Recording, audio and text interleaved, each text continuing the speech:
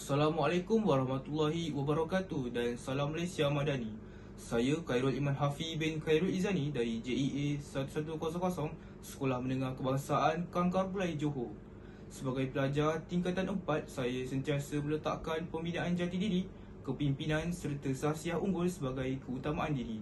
Syukur, nilai-nilai ini dipupuk melalui penglibatan aktif dalam pengakap Malaysia dengan pencapaian hingga ke persada antarabangsa.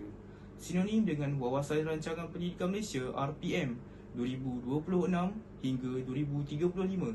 Tumpuan utama untuk melahirkan murid sejahtera yang holistik dan kali cabaran masa hadapan melalui 5 ciri utama.